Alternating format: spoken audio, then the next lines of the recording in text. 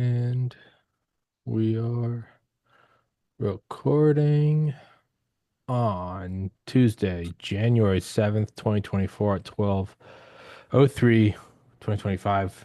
January 7th, 2025 at 12:04 p.m. Eastern Time with Dr. Dale Comstock and Mr. John Cullen, who've both been on here multiple times each. Dale's probably been on here almost more than any other guest. If you guys go to the links in the description, you can find the link to Dale's Instagram. You can also find the link to his book, American Badass. I highly recommend it. Throw Dale a couple shekels. John's Patreon's in there. Your Twitter's in there. Every other link you've ever sent me is in there. Um, Dale came on the day of the assassination attempt, and I mean, I think within like an hour. And John, you've been on here a couple times since then talking about it. I think Mhm. most well known out of the shows. Probably one of the most the ones I did last year was with you and Clay, kind of breaking it all down. Mhm. And you know, as far as experts go, as I was saying last week, got Dale on right after the Cybertruck bombing, and I was like, "Hey, Dale's my car bomb guy. Dale's my Swiss Army knife. Whenever something requiring violence happens, I'm like, I know a guy." And so, have Dale on, and John, I think you express interest in talking to any of the, kind of tip of the spear guys I know, and Dale is the tip of the spear. So, uh, yeah, that's kind of for everybody listening. That's what we're getting into today. I'm gonna back off though and kind of hand it over to you, John, and you do whatever you want. Everybody knows Dale, so he doesn't need I a was, introduction. yeah, I was going to say I'm real familiar with Dale's background All right. because it's public, right? Dale's an author; he's kind of famous, right? So I mean, you go to his website, so I think everybody knows Dale's bona fides. But I don't know if Dale's familiar with my work at all. Like, do you know about my work on the Vegas shooting? I don't. I actually don't. Sorry. I All right. You're So that's probably a good place to start just to sort of set the stage. Have you ever heard of the helicopter theory with the Vegas shooting? Have you ever heard no, this notion that there were guys in helicopters? no, Okay. I have So, all right. Turns out that in 2017, when we had the Vegas shooting, I was living in Thailand. And as you know, it's 12 hours ahead of New York. And 10 p.m. Vegas time was noon where I was. Just the middle of the day as it's happening, and I'm watching Drudge Report and Twitter and Facebook, and like in real time, people are posting live video of the event. I dig in, and I realize within 8 days that it's an aerial attack, and that there's no gunfire coming from Mandalay Bay at all, other than the 8 shots that came from the little room next door. But all the commotion, all the rapid fire, isn't coming from Mandalay Bay at all. It's coming from helicopters.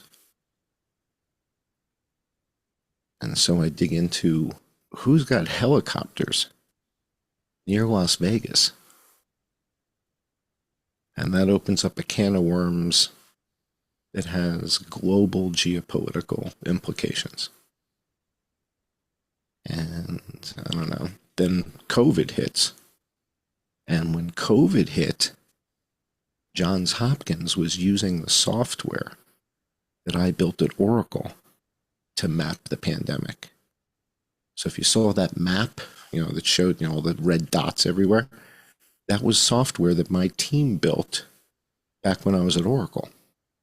So when I saw the map from Johns Hopkins, I never heard of Wuhan, but I've been to Hong Kong. So I clicked on Hong Kong, and there were 4 people dead. So what the hell are they declaring a global pandemic if there's 4 people dead in Hong Kong? Shouldn't you wait till there's 50, 100, 500, 4? And then I clicked on Shanghai, and there were 7. What the hell are they declaring a global pandemic if there's 7 dead in Shanghai and 4 dead in Hong Kong? What the hell's going on here? And so that led me into the whole COVID thing. And it turns out that COVID was a massive cover up of another virus, a bird flu. And then the Butler assassination thing happens.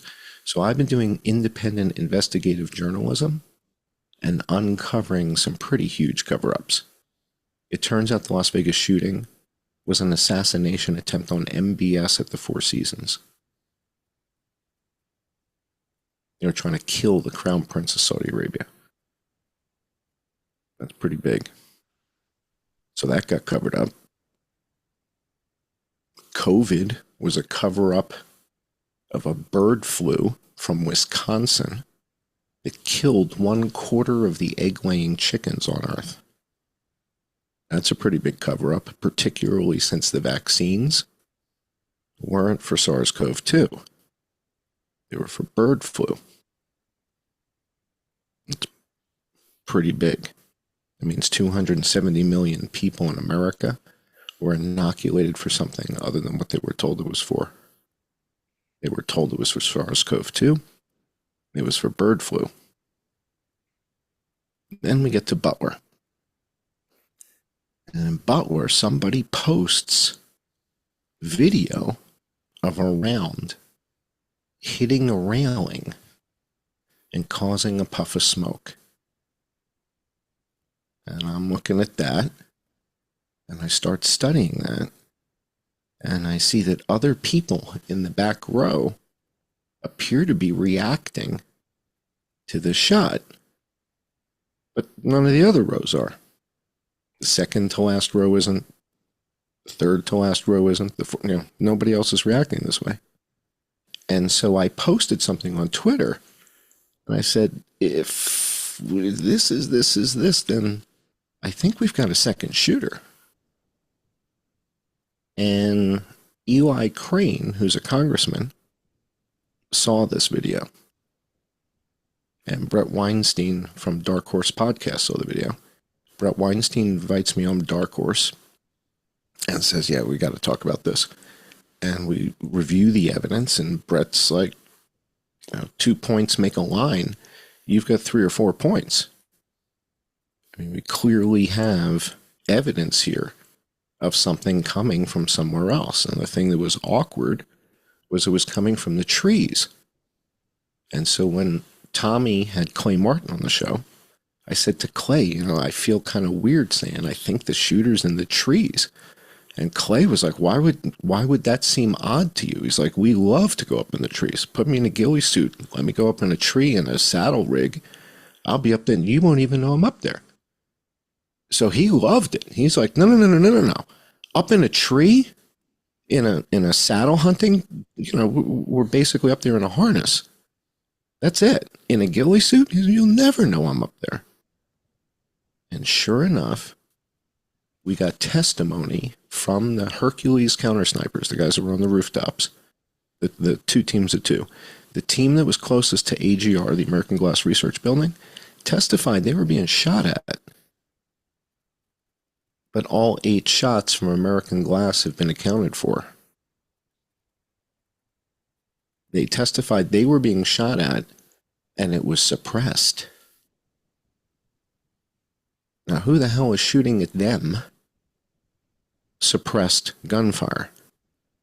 And I played some audio for Clay last time I was here with Tommy and Clay of a recording that I slowed down to 10%, and we hear what we think sounds like suppressed gunfire. This was before we had the testimony. So I went out on a limb. I took audio from the event, slowed it down to 10%, played it for Clay. I said, dude, I think I hear suppressed gunfire. And Clay's like, I think that's what that is.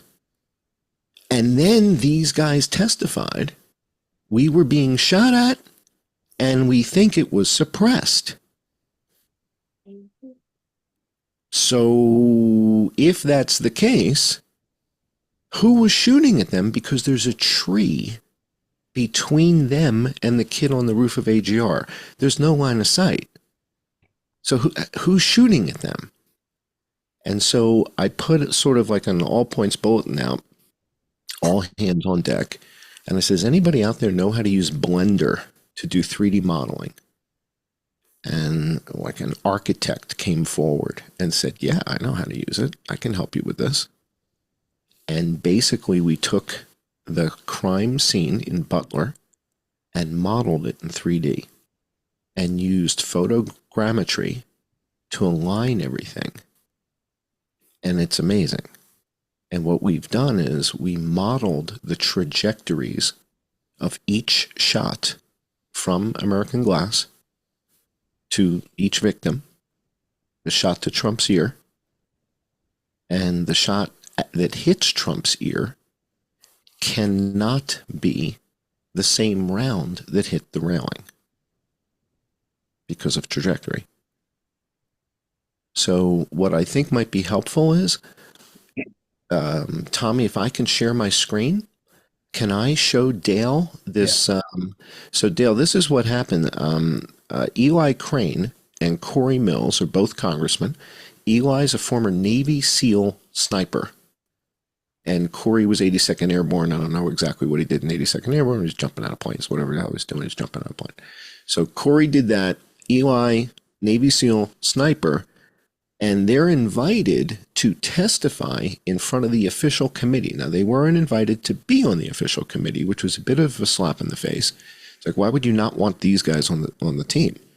But they were asked to come in and speak to the committee. So let me play a video for you, if I can. And this is Eli Crane and Corey Mills, both congressmen, testifying to Congress as sort of visitors to this event. And let's see if I can play this so that everybody can hear this here. Bear with me one second. Tell me when you can see this, Tommy. Yep. Right. Let's make sure everything's queued up. Here we go. Utilizing going forward, particular witnesses you think that we should have, any thoughts you have about what and whom we should be bringing in to testify? One of the videos that I've seen online is from a gentleman named John Cullen, who talks about the possibility of a second shooter, and he shows a video, Miss Lee, where in this video he shows a bullet traveling down a path and the disruption that round supposedly makes, and then flies into one of the stadium fence railings. That shows that it would have been very, very difficult for that round to travel the path that it did had it come from Thomas Crooks. I think that you need to bring this gentleman in, see his evidence, and if you don't think it holds water, then you need to make that assessment. John Cullen is somebody I think you guys should bring in here and look at the video evidence that he has of a bullet traveling in a trajectory, in a path that would not have been able to come from Thomas Crooks. And I'd like to just echo this. The one thing that doesn't lie is bullet trajectory and also the coefficients that it carries. And I think that Eli and I had talked about this prior to the hearing, but also multiple times about John Cullen's video that does show, if you look at people who were injured and the actual line of sight and where it was to the stage, just kind of what the possibilities were and how many shots were truly taken. The most parsimonious explanation for what you've got captured in this single video, we don't have to worry about aligning it or anything like that, is you've got 3 kinetic events in a straight line. That tells you had an object, but you definitely have the strong suggestion of a line that you could extrapolate from. What you know about rolling? So we start building this 3D model to look at where's this gunshot coming from that hits the rail and causes this puff of smoke. And I'll show you a more advanced version of this model in a second. But the gist of this is that congressmen have seen this evidence and have said, yeah, there's something to this. Now, I said to you a minute ago, there's no way that the round that hit Trump's ear hit that back railing. You saw the footage where the round hit the railing. Have you seen the puff of smoke footage and all that? Let's just take a look at that real quick, and then I'll come back to the round that hit Trump's ear can't be that first round. And the reason it's important is we see the puff of smoke when we hear the first shot. So he's talking. You've never seen anything quite like this. And bang, we hear the first shot. We see the puff of smoke, and Trump flinches immediately. So that first shot clips his ear. The first shot clipped his ear because he's already flinching. His shoulder comes up. and he starts to reach for his ear when the second shot when we hear the second round. So the question then is it the same shot that hit his ear that hit the railing? How is it that we're only hearing one shot? So I put together a little compilation called The Railing is the Problem. So let's take a look at this. And this is sort of the study of what's happening in the back row. And this is basically, this is the evidence. And let's take a look at this together. You guys can see this, right? Yep. Thing that said, take a look at what happened.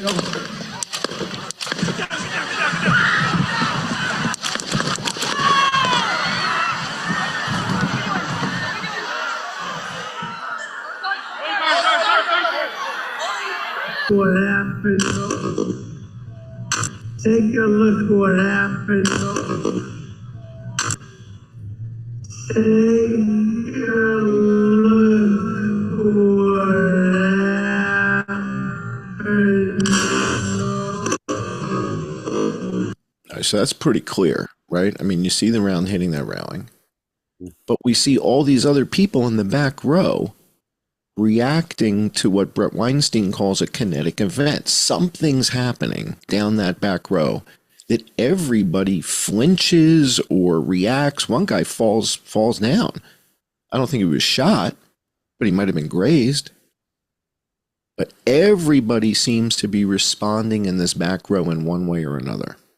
Because what you've got here, for those who can't see it, is you've got three events in a line.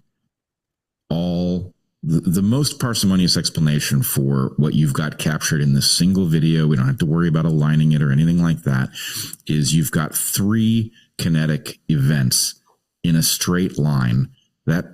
Now, there's another piece of the puzzle here that's really key. And there's a young lady named Vanessa Broussard.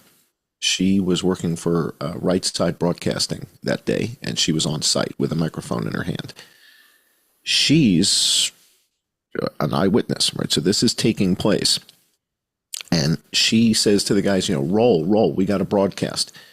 So as it's transpiring, she is on the mic and tells you what she's seeing. And I'm going to play for you her broadcast and a zoomed in, like hyper zoomed in, piece of the image as this is unfolding. Let's listen to what she says and watch what you see happen. Bear with me 1 second. All right, you guys can see this. Here we go. Yep. No, he didn't. He did not. Secret Service quickly erupted.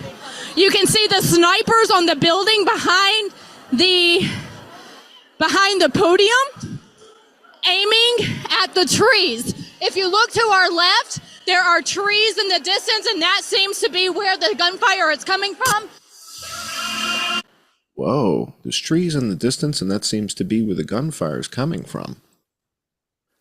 So if there's a guy up in the tree shooting at the Secret Service guys on the rooftop, and they miss, where does it go, Dale? Right down that back row. Right down that back row. And so we're watching these guys turn towards the trees. Vanessa says they're turning towards the trees. And we've got ballistic evidence of a round hitting the railing. And then these guys testified that they're being shot at. And they testified that not only were we being shot at, we thought it was suppressed.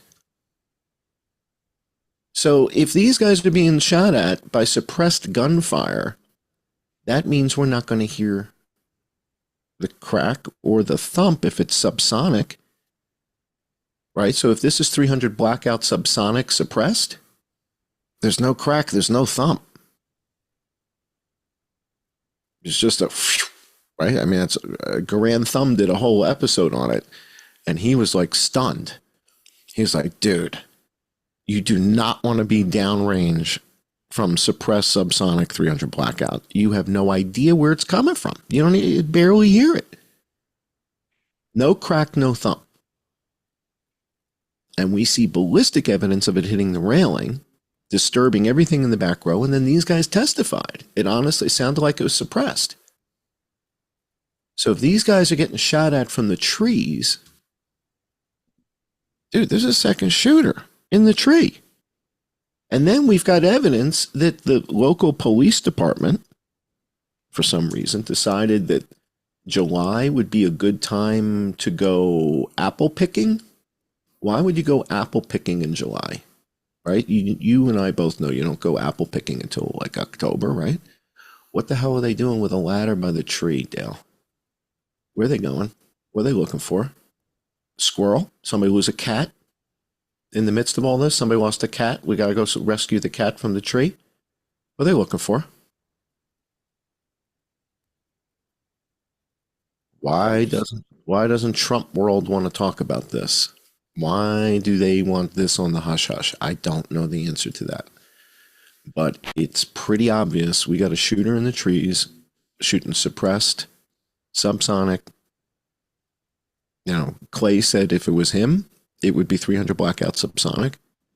I own 2 of them. I've got a 16-inch and an 11.5-inch pistol. I've got 2 of them. I'm sure you've got 1 or 2.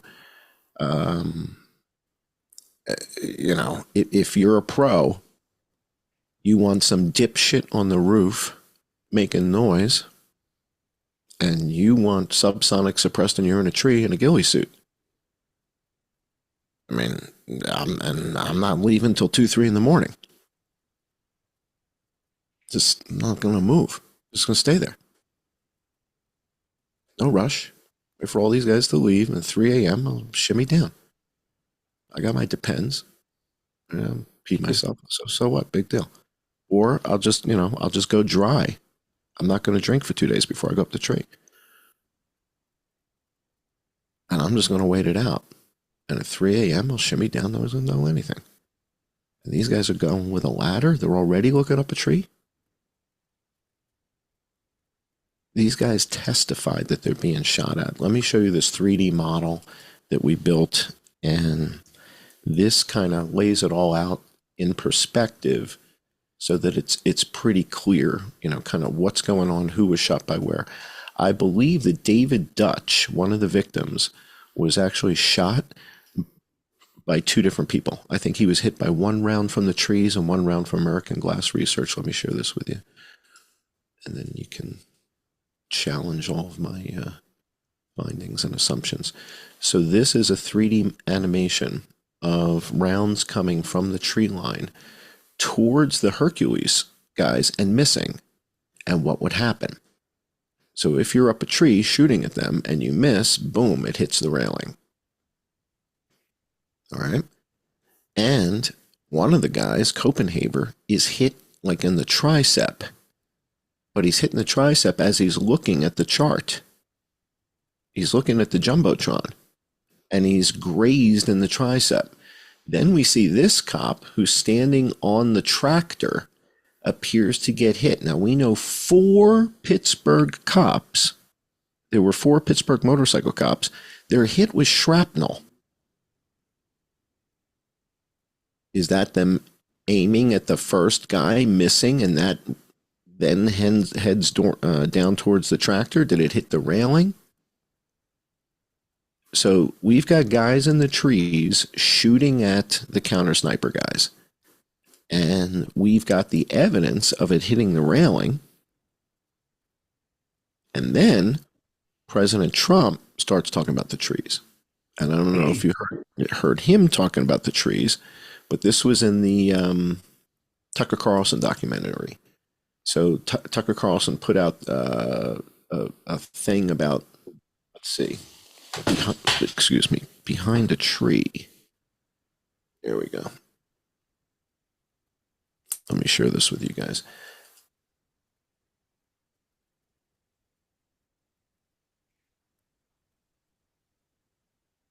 What do you think so far, Dale?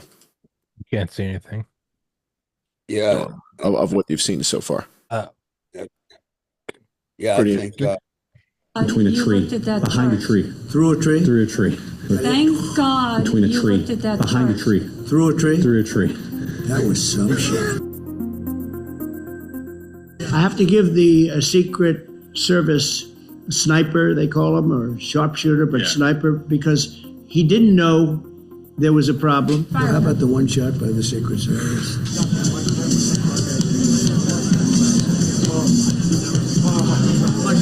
And he was able to pick it all out within 5 seconds. And he used one bullet from very far away, I guess probably about 400 yards. And he used one bullet from very far away, I guess probably about 400 yards. And he used one bullet from very far away, I guess probably about 400 yards. And he used one bullet from very far away, I guess probably about 400 yards. Now, the reason I'm playing this over and over is that Eric Prince put out a tweet that they got the bad guy with a 488-yard shot.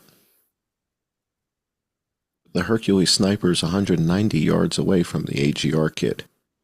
So the kid on the roof of AGR to the distant Hercules guys, the guys on the southern roof, that's 190 yards. So what the hell's Eric Prince talking about 488 yards? It's very specific. He's not going to make a mistake like that. What, 488 yards from where to where? He says that they dispatched the assassin with a 488-yard shot.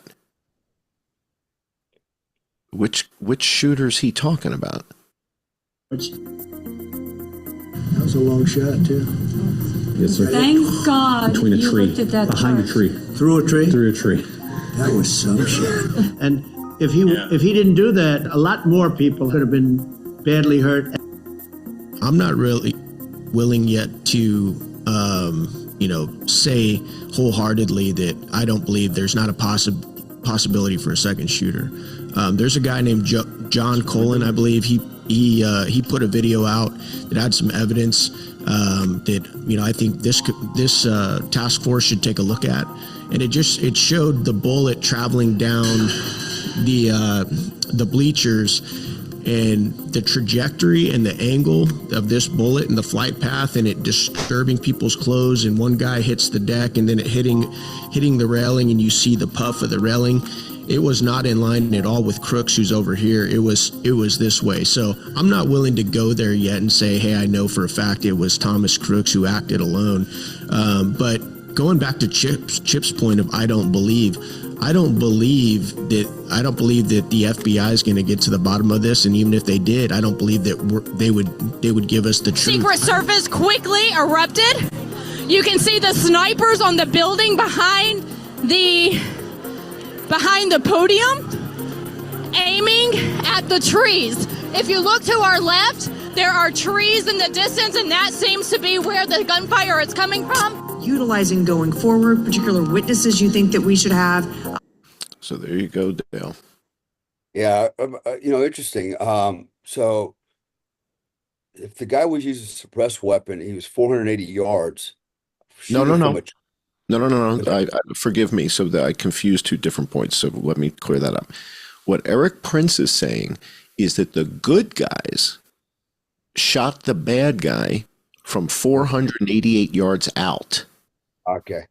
All right. But that still would leave the bad guy, let's say 125 yards from the Hercules guys. Gotcha. So if the guys, let's just say there's a guy in a tree. Right. And the reporter said that the snipers had pivoted because they thought they were taking fire from the tree. So it looked like, I'm wondering if the guy shooting with a suppressed weapon from the tree line, you're probably not going to see or hear the report from that weapon if the guy's in the tree, right? Right. Exactly. Yeah. So why did they look over there? I've been shot at a lot of times, and honestly, it's very hard to tell where the rounds are coming from. When they're splashing Maybe they saw something. Maybe they saw, a tiny bit of smoke come out of the muzzle. I don't know. It's a great question because it's you're right, very hard to pinpoint, especially suppressed. Yeah, in the trees, right? And yeah, the shooter. But the issue here is that we have the ballistic evidence of the round missing, right? So the whole point here is that they said they were being shot at. They said it was suppressed, and they obviously didn't get hit. So if they're being shot at and the round misses them, where does it go? Well, we see, I didn't even know that this lined up with them. In other words, I just saw the puff of smoke in the corner. I saw the guy in white fall down, and I just kind of drew a line along the back row of the bleachers. And I didn't know that that was going to line up with the with the counter sniper guys. I had no idea. This was like the first week, right? So I put together, like an infographic type of an image. You know what I mean? Just like just a silly diagram on top of a photo to just kind of show people like what I thought was going on here. And when I saw the puff of smoke in the corner of the railing, and I said, well, this is where Dutch and Copenhagen are, right? So this is where these guys are standing. They get hit, and we see the puff of smoke, and we see everybody on that back row get disturbed. So I just drew a line along the back row, and the line extends to the Hercules guys. I was like, oh my God, somebody's shooting at them, and missed, and it went right down the back row. Well, I extend the line, and it goes to the trees. And that's where I thought it sounded crazy. But Clay Martin said, no, that's not crazy. Shooting from up in a tree that's good cover. That's where I'd want to be. So it's like I backed into the fact that these guys were being shot at. And then 3 months later, they testify that they're being shot at. I came to that conclusion in the first week with just the ballistic evidence.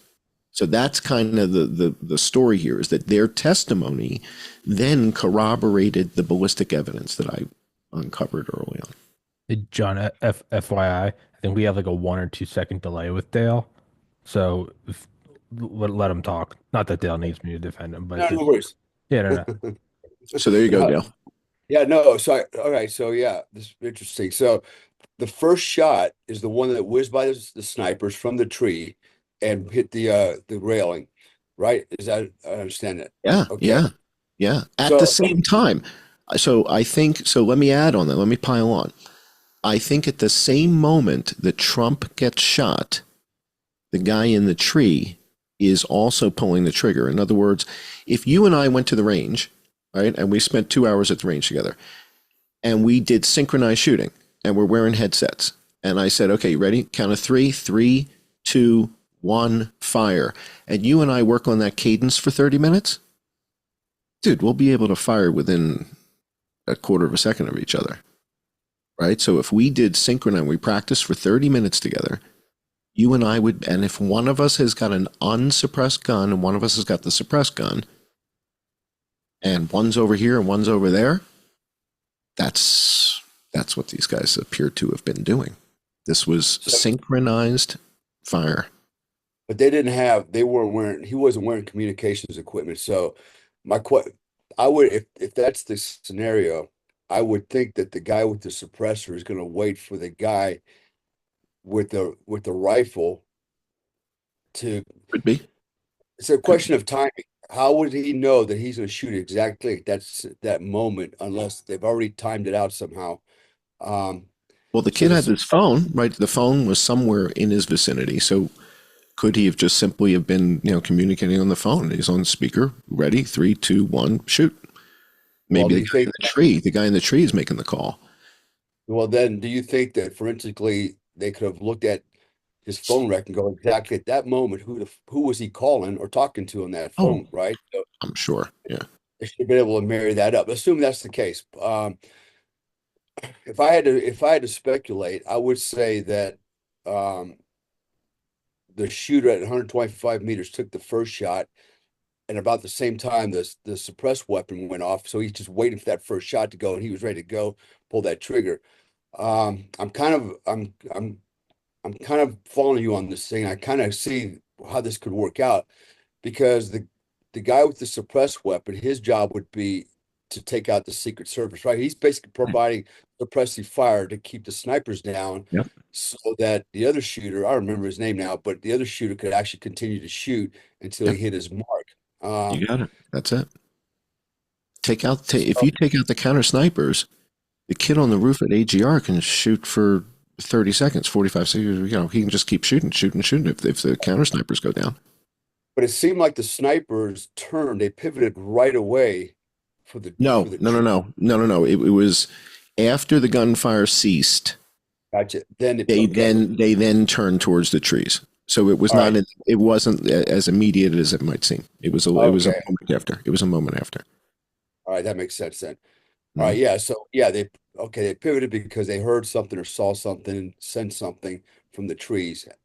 That would make sense. And that would make sense because honestly, if you're gonna go shoot somebody, you might want to operate in a sniper team. One guy's gonna place suppressive fire down because the shooter in the trees was not in a position to shoot Trump Correct. from It does that not have angle. line of sight at all. He's Right. only there to take out the counter snipers. That's exactly right. So maybe that's what his role was, counter sniper.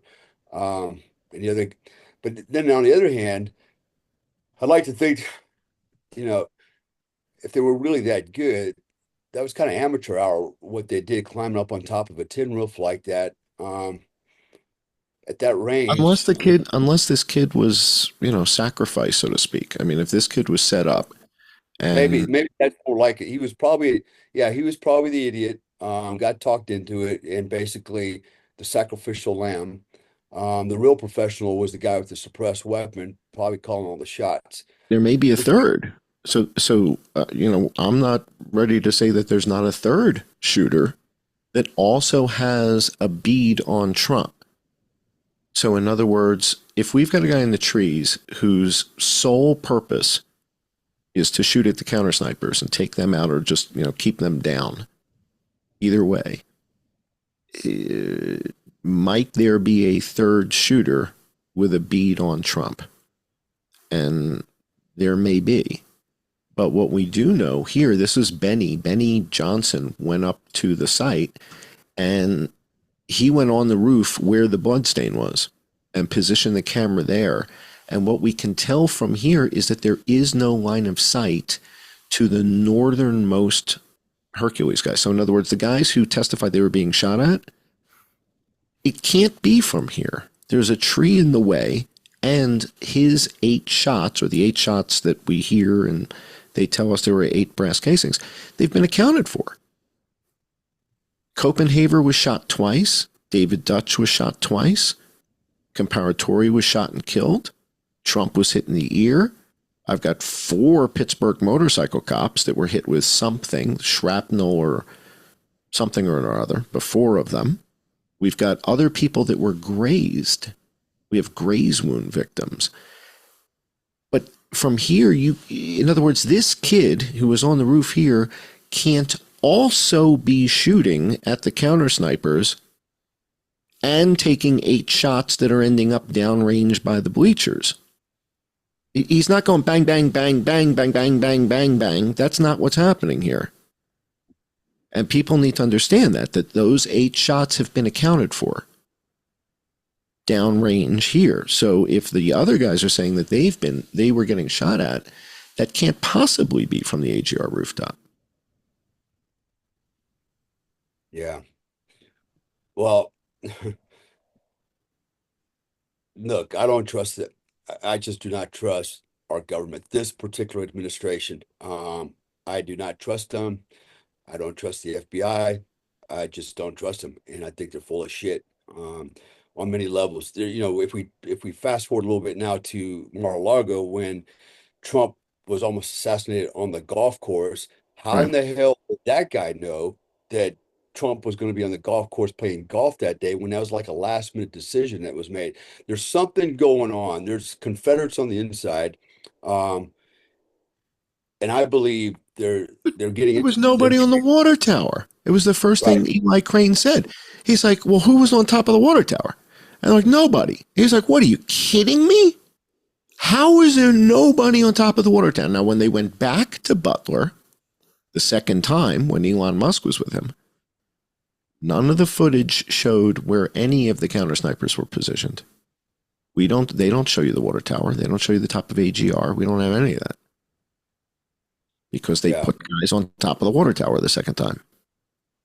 And they didn't want it to be that obvious that it was a screw up the first time around. So was there somebody on the water tower that maybe didn't get a shot off? And that's what Eric Prince was referring to. In other words, there can be a shooter on the water tower and no ballistic evidence of that person taking a shot at all. Because when Eric Prince said it was 488 yards to shoot one of the bad guys, to dispatch the assassin, one of the counter snipers is exactly 488 yards from the water tower. But there's no ballistic evidence of a shot coming from the water tower. In other words, I haven't, we don't have evidence of somebody getting shot where the shot would have come from the water tower. We don't have that. But Eric Prince puts out this tweet that it's 488 yards, and then Trump starts he's talking to Elon Musk on the cell phone, and he says it was like a 400-yard shot. So why is everybody talking about this 488-yard shot when the only 488-yard scenario was from the Washington County SWAT counter sniper to the water tower? That seems odd. So when you say you don't trust the government, I think they took guys into custody that we don't even know about. Like if they went up that tree, we see the guys with the Lauderdale. If they went up the tree and got a guy and they took a guy into custody, right? And let's say they take a guy into custody, I don't know, and we just don't get to hear about it. They just say, yeah, nobody needs to know about that. That's a secret, right? Yeah. Is that possible? Yeah, and why are they doing this? I don't know. I mean, there's obviously something is wrong, something's amiss. There's too many, and it's happening too many times over and over and over, right? Another good example is this whole drone drama that's going on, right? It's like there's all this deniability. There's like, you guys are crazy, but it's like happening right in front of everybody's face. I don't know what's going on with this government and this particular government, but there's something definitely amiss here. When that first assassination attempt happened, I was watching and I knew right away. I said, there was no way that guy could have gotten up on that roof with Secret Service and operating the way they're supposed to. There should have never been a guy on that roof. But sure as shit, there were no drones flying. There were no patrol dogs working the wood line. There was nothing, man. I mean, the security was shit, is what it was. And I was just scratching my head. It's like, how is that even possible that a guy get 125 meters away on a rooftop in broad daylight, some kid with an AR, and be able to take 8 shots like that and get away with it? It just makes absolutely no sense. None of it's making sense. And like I said, the problem is I'm convinced that, it's probably more than one shooter, no doubt about it. I believe in the concept of that the second shooter being a spotter and also maybe providing overwatch and suppressing the sniper positions. I can see that as very plausible.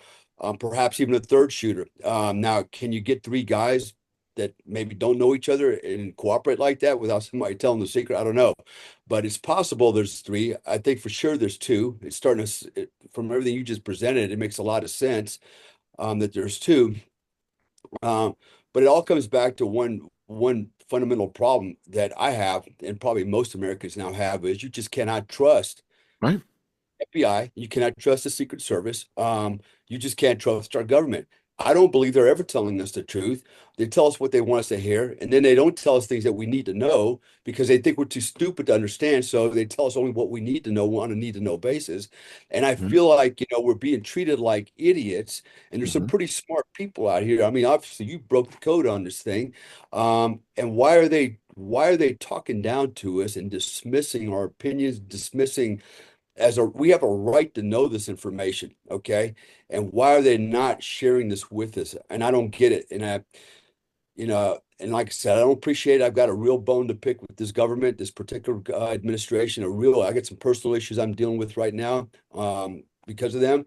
And so they have made an enemy out of me a long time ago. And so I trust nothing. And I do believe there was something else going on here, something probably it might have been an FBI-led operation for sure. It Pretty might have been dark. an FBI operation, or CIA-led operation. Who knows, man? But this was not just some young dumb kid, you know, um, that did this on his own. I don't believe that. And I think there's evidence or some information that shows that somehow they tracked his cell phone, tracked it to certain firing ranges that the FBI intends to use, to include all the way up to in around the FBI building in DC. There seems to be some very interesting communications patterns, and then all of a sudden it all ends the day before the event, right? So it all comes to a halt. Um, you know, maybe it's a conspiracy, but I got to tell you, man, almost every conspiracy we've ever thought about in the last 10 years have all come true. So this is not too far-fetched. And I didn't understand the second theory, shooter theory, until you just presented it to me. As I sit here and analyze it, it's starting to make more and more sense. A lot more sense. The second shooter couldn't shoot Trump, but he definitely could shoot the sniper positions. And why not put a counter sniper up there to suppress the sniper so your other shooter, your primary shooter, can keep getting those shots off? Well, there's also a significant difference in sophistication. Let's assume that all this evidence that we're seeing is, it's accurate. It's what happened, right? So we see a round hit the rail, everybody flinches, guys falls down. These guys testify, yep, we're being shot at. Looks like there's somebody in the trees. If there's a guy in the trees shooting subsonic suppressed, compared to the kid on the roof who's got a red dot, dude, you're using a red dot at it's 152 yards from where the kid was to the podium. 152 yards. A red dot? I thought it was iron sights. No, he's got a crappy red dot on there. I think it might be a hollow sun. I shouldn't say it was crappy. So, but he's got a red dot, which is completely inappropriate for 152 yards. Completely. So, from a sophistication standpoint, you've got a kid on the roof with the wrong gear and no suppression. And then you've got a guy in the trees who's shooting suppressed subsonic. Right. Okay. So we got a pretty big difference here. So now what that tells me is the kid is the patsy and may not know it. The kid was sent on the roof to draw the attention. He has no, why would the kid not have a suppressor? Right. Yeah, that makes sense too. All right. So, right. So let's say you and I are setting up some kid to, he's going to end up drawing all the attention. We're sure as hell not giving him a suppressor. It's you, me, and the kid. Okay. You and I have a job to do. And the kid is here. He's going to draw all the attention. Exactly. All right. So now what that tells me is there's a professional in the trees. The kid doesn't realize he's the patsy. But that means there's got to be another professional somewhere else because they're not trusting this kid to take out the president. If there's a professional in the trees with a 300 blackout subsonic suppressed in a saddle harness, there's another shooter. Because as you said, the guy up in the trees doesn't have line of sight to the president. Mm. So there's got to be a pro somewhere that does. And that pro also is shooting suppressed.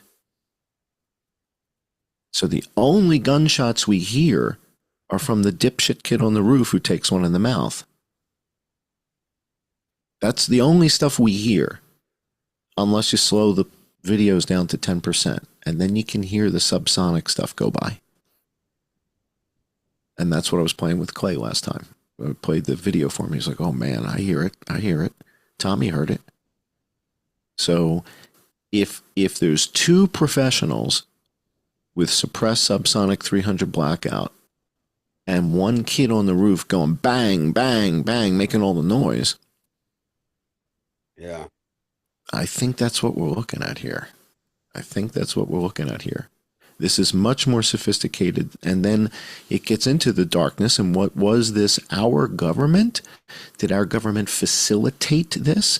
Were these foreign actors that were allowed to gain access, so to speak, because there was nobody on the water tower, right? So in other words, was was what appears to be, oh gee whiz, we just kind of suck at this, really intentional to allow foreign actors. So in other words, the guys pulling the trigger in the trees may not be American.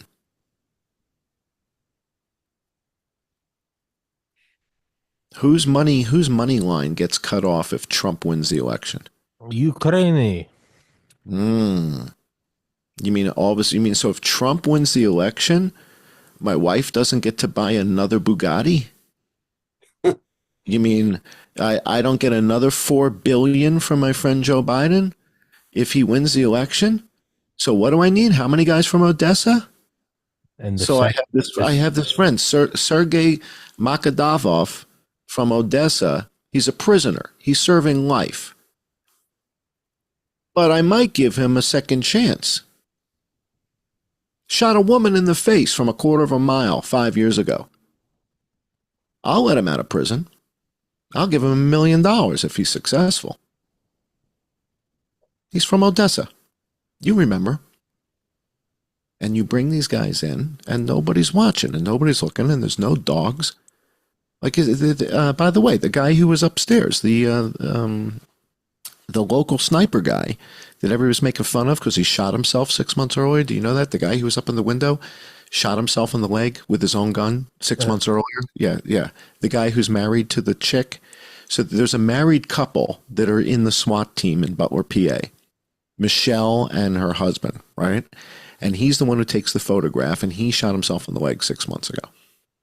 It's like, I don't know that I've ever had an accidental discharge, let alone shot myself. It's like, it really takes, you've got to really screw up to shoot yourself. And this guy shot himself, and he's a canine handler, and they didn't have any dogs. It's like, wouldn't a dog have come in handy when there's a guy on a roof? Dude, send the Malinois up there and put this kid down. No, there's no dogs. Where's the dogs? You're a canine trainer, right? You're a canine instructor. Why are the canine guys not have any dogs with them? And there's a kid on the roof with an AR, and the cop goes up and sees him and jumps down. Where's the Malinois? Send the dog up there. This whole thing will be done before anybody even knows it happened. No dogs. No dogs. Yeah. Greg Nichols is the guy's name. Greg Nichols. He was the SWAT guy in the window who goes downstairs, leaves his post. He's a canine handler. He's got no dog. So the whole thing stinks. The whole thing stinks to such a degree, Dale, that it can't be ineptitude. Yeah, and I agree, because that's the first thing I noticed. As soon as that happened, I realized, this is a clown show. There's no way. They couldn't be that inept. And maybe they can be, but look, there's just some fundamental things that you don't violate. For example, you're going to secure the perimeter. You're going to get a patrol dog out, or a couple, and you're going to take a patrol. You're going to walk the wood line. You're going to secure the wood line. You're going to look for places where, look, a sniper could just as easily bury himself, on the ground and take a shot. So you're going to secure the ground. You're going to secure the trees. You're going to cover the area with drones. You're going to look at all the key terrain features, i.e. a water tower, and make sure that's covered and secured. Even Ray Charles and Stevie Wonder can see all that. And I'm looking at how can these guys be professionals and screw that up that badly unless it was intentional. That's it. And it started out more and more like it was intentional than anything else. There's no way. I can organize, a classroom full of first graders to do a better job than those guys did. It makes absolutely zero sense. That's why when actually a couple of guys called me that when I did a couple of podcasts, and they called me immediately because, it was definitely something was amiss. And I thought it was amiss. I couldn't wait to get on and talk about it. Now the two-shooter theory makes a lot of sense. I guess if I was going to organize something like that, that would make a lot of sense, right? I have one guy's going to provide overwatch, suppressive fire, take out he's going to counter snipe, and then you have one guy that's actually going to do the active shooting. And the thing that's weird about it though is that the kid on the roof is obviously being sacrificed by the rest of his team. So who does something like that? It's either Langley? Yeah, it's Listen, either Langley or it's foreign. I mean, it's not Secret Service guys. Like, Secret Service guys didn't set up a kid to take one in the mouth. yeah, I mean, it's some hardcore Langley guys, maybe. whoever did that are the same people that are willing to blow the president's head off on 4K. You know, it's like a Yeah. level of if they're going to do this, then they'll probably do that. But sacrificing a member of your shooting team on Yeah. purpose from the get-go, and the kid doesn't know it. You know, this is Yeah. who's the sucker at the table, and if you don't know, it's you. Obviously, this kid didn't know, and whoever set him up is pretty freaking ruthless, bro. Yeah. Pretty freaking ruthless. Yeah. The kid obviously was set to draw the fire of the counter snipers. We'll try and suppress them, but don't lift your head up, kid. Don't lift your head up. And it was lights out. 300 Winchester Magnum to the mouth, man. That's a lot of oomph, man. That's a lot of oomph. And it went through his neck, right? The exit wound came out here. It didn't blow the back of his skull out because it went soft tissue. It came out here. It didn't take the whole occipital lobe out. Pretty remarkable, you know, but severed, you know, right at the brainstem. Just like that, man. It's over. Lights out. So, but yeah, when you see the ballistic evidence and you start to line everything up, and then you hear the testimony from these guys, and they said, yeah, no, we were being shot at, and it appears I didn't have that testimony when I went out on a limb with this evidence. When I went on the Dark Horse podcast, I just had ballistic evidence, and I said, there's a shooter in the trees. I didn't have Vanessa Broussard saying, oh, it appears they're shooting from the trees. They're turning towards the tree. I didn't have any of that back then. So the evidence kept coming in to corroborate the ballistic findings. Also, you know, that's what makes it compelling. When I was looking at your video and your pictures there, the graphics, you know, you had a row of bystanders on the back of the bleachers, and it seems like the primary shooter would have, when he took that shot, he was shooting to the front of them to hit Trump. But it seemed like it did look, no doubt, the round that skipped on the rail looked like it was on the backside of the shooters. I doubt seriously that round somehow weaved its way through a bunch of bystanders sitting there and hit that rail. So you're right. The trajectory does look like it's coming from two different angles, and you got a group of spectators in the middle. If it was the same shooter, then I don't see that round hitting that rail. It would have went through that one guy that had his arm up against the rail. It would have. I promised you I was going to show you something, and I forgot to show it to you. So right there. So to your point, if the shooter, the primary shooter, is over here on the left, and he's shooting in this direction at Trump, then how's the round skip over here without hitting any of these? These guys look like they're all shoulder to shoulder, anyways. Well, let me show you something, because there's in the model, the way the model works is you can line stuff up and then figure out, okay, if I shot from here and it hit his ear, where does it go? Because, you know, 2 points make a line. So the question then becomes, if the shot that hit Trump's ear, can that also hit that corner? So we see the corner, the puff of smoke. So let's take a look at this, because this is kind of the punchline of everything here. And the answer is no. The shot that hits Trump's ear cannot also hit the railing. And the reason is there's a guy standing in the way. And we call him the lucky man, because how this guy didn't get shot is kind of a miracle. He's kind of standing in the corner of the crossfire. So in the 3D model, this is the guy in the corner, and he does not get shot. The round that hits Trump's ear does not line up with the top of the railing where we see the puff of smoke. The round that hits Trump's ear lines up with the handrail, not the back railing where we see the puff of smoke. Exactly. That's exactly what I saw. All right. So what that means is it can't be the same shot. It can't. It just doesn't line up from a ballistic standpoint. Yeah. So with that, then that's okay. Well, then that means we're seeing two different shots, or we're hearing one, but seeing evidence of two. Trump's ear gets hit and the railing gets hit at what appears to be the same moment in time, but that's two shots. That's two shots. Did that first shot, the one that went through Trump's ear, did that one also hit the rail or no? Can't. No, that's the point, is it can't. So the shot that hit Trump's ear, because of where the railing gets hit, the railing gets hit on the top surface of the railing. And so because of that, it can't possibly be, because in order to hit that spot, it would need to go through the torso of the guy standing in the corner.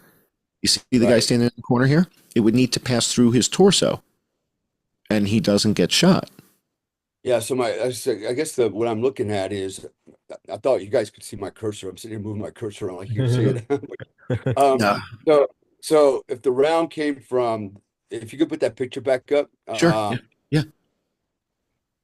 So looking at my screen, if that round came from the left of my screen, where Trump is at on the left side, it looked like that round that went through Trump's ear would have impacted somewhere in and around the last man's left hand. He's got the left hand. That's right. That's exactly, you got it. You nailed it. Let me show you. You got it exactly right. I'm going to show you another model, and you got it exactly right. Hang on. Wait do you see this? You'll get goosebumps. So this is us trying to line everything up. All right. So I'm working with the 3D guy, and in real time, we're lining things up, moving people around. Kill the music. So we're lining stuff up and trying to make sure that everything is where it's supposed to be. And there you go. So what you just said a second ago, Dale, is right there. Okay, so the shot that hit Trump's ear is pink. The pink line is the shot that hit Trump's ear. Just missed this guy, like you said, right under his left hand where it hits the rail. And the other shot, the green one, is another shot that came from AGR. But you see another line that goes out to the Secret Service guys along this rail here. So this line, I don't know if you can see my cursor here, but this line here goes up to the counter snipers. But this pink one that goes under his hand, that's the one that hit Trump's ear. So it does not hit him. That's what I mean. Lucky guy, man. I'm going to play devil's advocate here a little bit. Sure. So the pink line that would have come from Trump's ear. Yep. Okay. Is it possible that it may have fragmented and you got a piece of spalling that ricocheted off the top corner? Or that round that hits Trump's ear, did it tumble and maybe change trajectory just a little bit? I'll explain why it can't. Why that even if that did happen. So let's say it did fragment and it did tumble, it would still need to pass through the lucky guy's torso. Okay. So because of where the lucky guy is standing. So again, the photogrammetry here is lining up the 3D model with the videos. So we have the video evidence, right? So the round that hit Trump's ear goes to the railing. All right. Now, if it tumbled, let's say it did splinter or it fragmented, in order to hit the top where we see the puff of smoke, it would have to follow that green trajectory, meaning it would pass through the lucky guy's torso. Yeah. And he didn't get shot. So even if it did tumble, even if it did fragment, even if it did vary trajectory after hitting Trump in the ear, it would need to pass through his torso in order to hit where it hit. And that's not what happened. How about the guard railing where you saw the puff of smoke? Did anybody get a picture or anything of that where we could see the strike? Did that round penetrate the metal? Did it scratch it, or is there anything there, any kind of evidence, or any residue left from that bullet strike? I'm kind of curious because I'm assuming it's kind of probably some type of aluminum alloy, and usually if a round, especially 5.56 223, is moving pretty fast, normally it would pierce that anyways. It wouldn't just skip off of it. Is there any a low incident angle, if the incident angle is really low and it's coming in like that, Yeah. Maybe got a little It might skip. do a combo, yeah, like a combo skip and leave it, a nice little hot dent. Let's Yeah. take a look at this one. This is the railing being hit, and I think I've got some detail in here. Hang on. By TMZ, we have more information about the people getting shot in the right corner of this bleacher. By TMZ, we have more information about the people getting shot in the right corner of this bleacher.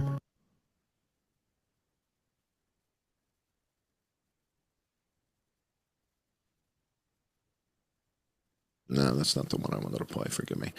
I've got too many videos open, so you're gonna have to bear with Yeah, me. no here. worries. You get One that. sec. But yeah, I mean, the net of this, Dale, is that from just lining up the ballistics of everything, it doesn't line up. Yeah. So the shot that's hitting that back rail has to be coming from somewhere else. It can't come from AGR because there's a guy standing in that corner and his torso's in the way. So any of the, could it have been this? Could it have been this? Could it have been this? There's a torso there. And so the torso piece of this is really the key piece. This is the fact that we can line up the AGR shooter with Trump's ear and it goes right under his left hand. You nailed it. You said it. I mean, you said, well, then it should probably go under his left arm, right? It's like, yep, that's exactly where it goes. And the fact that that guy didn't get shot is kind of miraculous. He is in as bad a spot as is imaginable, standing in the corner there. If there's, two different people shooting from two different spots, he's in the crossfire. Pretty wild. Next question then, again, did anybody recover any of the bullets? That were they able to find anything? Because I mean, if you could find a couple of bullets like in the railings, or pick out, yeah, it passed through here and it splashed right here. If you could recover it, then you might be able to compare and go, yeah, you know what, this is not this is 5.56 and this is 300 blackout, right? Well, we were looking at the so one of the rounds hit the hydraulic reservoir in the telecrane. There's a telecrane handler thing that held the speaker up, and one of the rounds hit it. And we have an image of the hole, but without a reference point, it's tough to tell. Is that a 223 round hole? Is that a 300 blackout round hole? One's a 30 cal, one's .223. So it's not that big a difference in hole size. Tough to tell. The FBI says they recovered, whatever they said they recovered and ran it through IBIS 3D tracks and whatever. And I don't believe a word of it because I know what they did in Vegas. That's why Vegas is important. Vegas establishes the extent to which these guys will just blatantly lie and forge evidence. So now that we know that, it's like, how can I trust anything that they present to us here about shell casings, about, rounds recovered? I can't believe any of it. Yeah. And I know we've got another shooter in the trees, and I've got them on camera with a ladder apparently going up a tree and no mention of it. And Eric Prince talking about a 488-yard kill shot. There's only one counter. There's 4 counter sniper locations. There's the 2 Hercules guys, and then there's 2 secret guys that are back away from the scene a bit. One of those guys takes a 488-yard shot, and the only 488-yard scenario is to the water tower. So what's Eric Prince talking about? Was there a guy on the water tower? That would give us 3 shooters. One in the trees, one on the water tower, one on the roof of the building. I just don't have evidence of gunfire coming from the water tower. But I don't know what the hell Eric Prince is talking about. 488 yards. He kind of set himself up with that one. Yeah, that's too coincidental, those numbers. And then Trump mentioned it as well. It was a long shot, and he was like, "Yeah, it was amazing." Yeah, there's none of it's adding up. None of it never added up from the outset, for me. And none of this does. Everything's time something happens like this. I'm not an idiot, and I'm not a conspiracy theorist. I kind of look at things analytically, and right off the bat, I knew this was wrong. and now you're bringing up the second sniper. That makes a whole lot of sense. Seems very plausible on a tactical level, as well as on a strategic level. Having two shooters out there, that would make a lot, and even a third one on a water tower. Well, that's what And this it is might, showing. and it might explain why the drones weren't flying and they didn't do anything else and they didn't put security out there. This is why I think it was an inside job. I Right. think they're all inside jobs. Somebody on the inside is orchestrating this, and it's not one person. There is a collective there that's actively working together and doing this crap. No doubt about it. Is it foreigners? No, I don't think it's. I think if there's a foreign element to it, it's the U.S. is helping this foreign element do it. That's right. That's right. Yeah. But do you see the difference? And it's like the difference between this is ineptitude Yeah. because there's a kid on the roof that was allowed to get gunshots off versus no, we've got multiple shooters. We've got a guy in a tree shooting at the counter snipers with a suppressed weapon. That makes the level of sophistication just went up. Yeah. I don't know, tenfold, but went up a lot. And so if that's the case, and that was allowed to take place, that changes everything, Dale, I think. I mean, that raises this from misdemeanor to high crimes. I mean, this is, you did what? You allowed what to happen? Don't tell me you allowed a 20-year-old kid. No. That's not what happened. The 20-year-old kid was the patsy here. There were professionals with suppressed subsonic weapons. Who were these guys and how were they allowed to pull this off? And as you said, no canines on the tree line, no drones, all the things that you would do, they didn't do. That can't be ineptitude given this evidence. It just can't. It can't be. I've worked with the Secret Service before, trained with them, and I've been part of their details before. And a lot of these guys are pretty good guys, at least the ones I used to know, tactically proficient. And this is why I was just really shocked. It's like, how in the hell did this happen? Has our Secret Service degraded that much over the years since I've known them? I can't believe that's possible. Well, you saw the head. Who was that woman that was the head of the she resigned in the first week? Yeah. So it's this, so this administration, brought this whole, DEI thing and let's give all the girls a chance and, they should run the stuff and, well, I agree with your thesis here on this one for sure. This makes a lot of sense now, a lot of sense. And the evidence seems to be pretty compelling. No doubt about it. Eli Crane and Corey Mills testified about this. I mean, they put their necks out there to say, this looks like there's some meat on the bone to a conspiracy here. Yeah. And I don't think they would have done that if they didn't feel like, this is pretty compelling evidence. And again, when they did the testifying, we did not yet have the testimony from the Hercules counter snipers saying that they were being shot at. All we had was me surmising they were being shot at based on the ballistic evidence. We didn't have their testimony yet. Now that we have it, and they said, oh, no, we were being shot at. I think it corroborates it, man. I mean, so then the question back to you is, why does the new administration not want to dig into this? Kash Patel, Tulsi Gabbard, where are these guys? Why do they not want to dig into this? Were they told? I mean, did he already approach Zelensky and say, I know what you did, and here's what's going to happen? Or maybe they're just waiting until they're in office. I don't know. Well, he met Zelensky at Trump Tower, right? Zelensky came in to meet him after the election. And looked like he got dressed down to me. Looked like Trump had a come to Jesus meeting with Zelensky and said, the gravy train's over and you're lucky I'm not going to kill you. Yeah. Accidental drone strike on Zelensky's house. Oops. Oh, we thought it was something, but, we missed, Yeah. I don't know, man. There's a lot more to this story. And, there's a lot of red herrings. They throw out these red herrings, these things to chase. Go chase this, go chase that. It's like wild goose chase after wild goose chase. And at the end of the day, there's ballistic evidence of a second shooter. Net.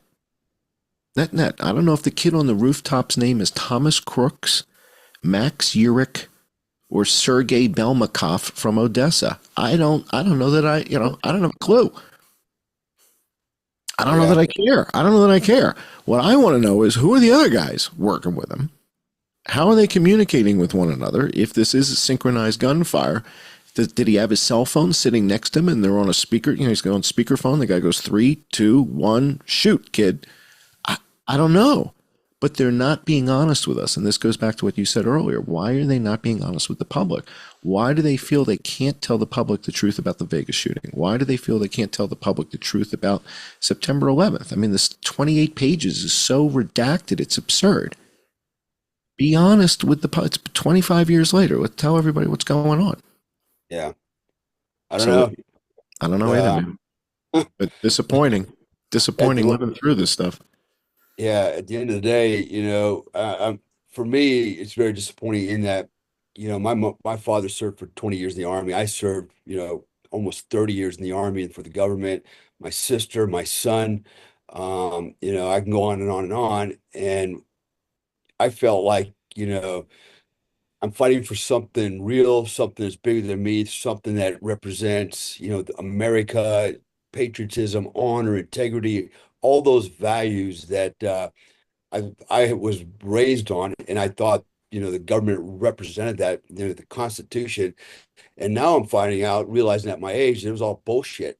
And I'm one of those disgruntled veterans looking back, going, man, did I ever get taken to the cleaners on this one? I did some good things, but we've done some bad things, and I've seen some very bad things. I've seen things that, what, I think if I said it to the general public, their heads would come off, because, that SF guy that just supposedly killed himself and blew himself up in a Tesla. He had some interesting points to make, and I can definitely feel and I can understand what he's talking about. There comes a point where you go, who was I fighting for, and why? Why was I doing this? And then you realize a lot of it was just a sham. And we've been lied to, we've been duped by this government, and not just this particular administration, but many before them. And it's sad that this is the country we're supposed to be, the greatest country in the world.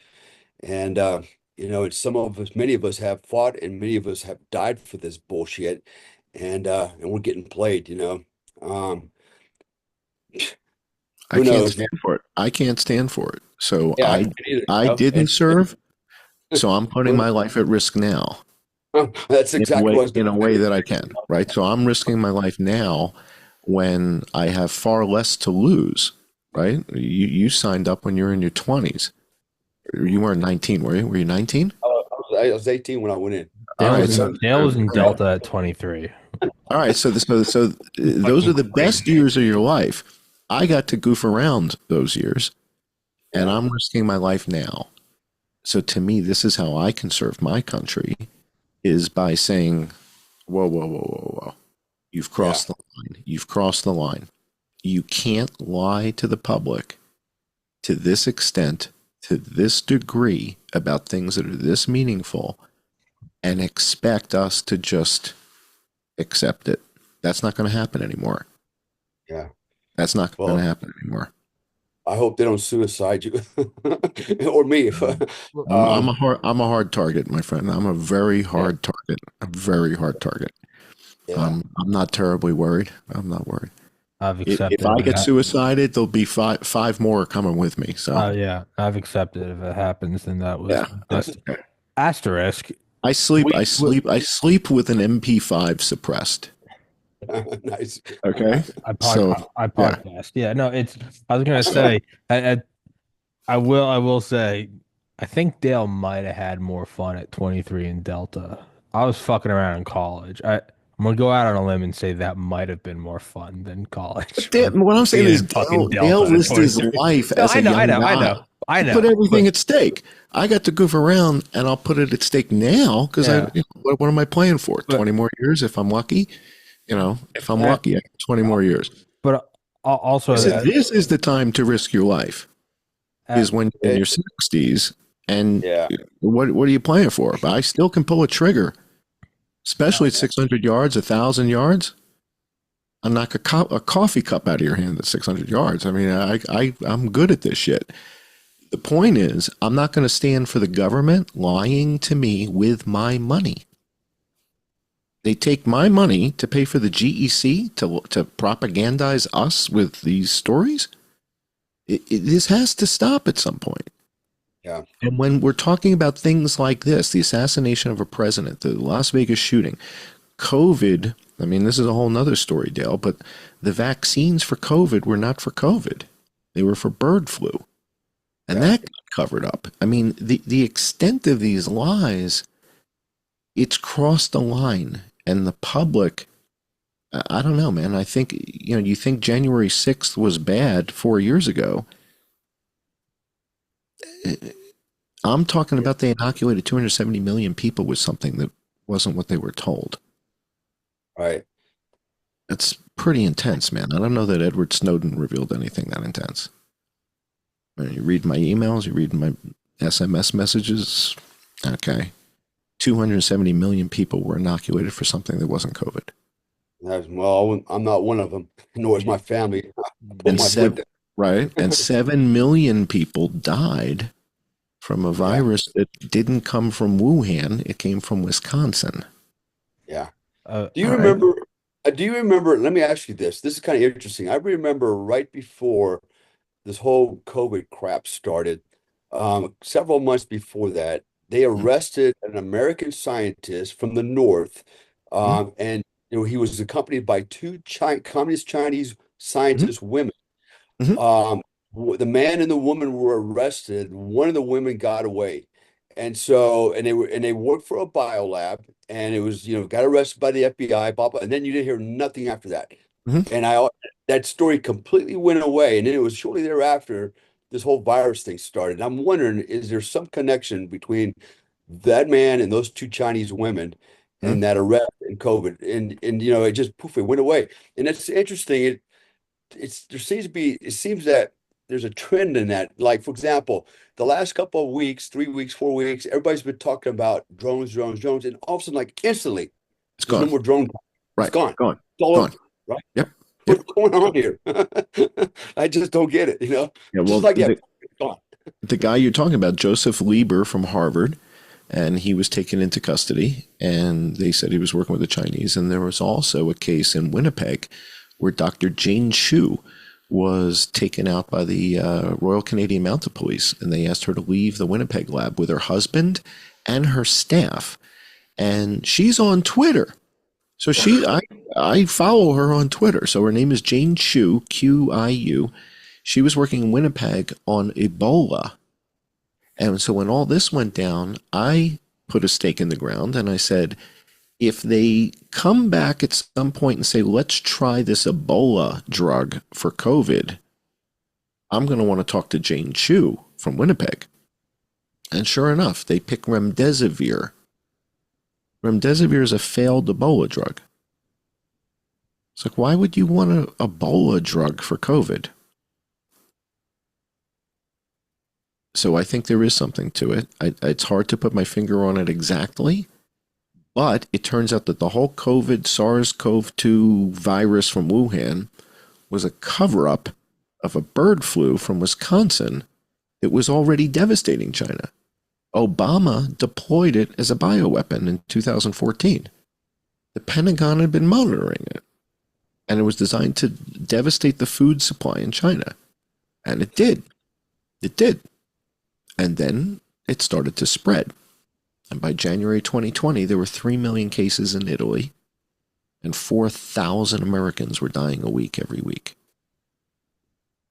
And so on January 13th of 2020, Trump met with Moderna and signed a deal.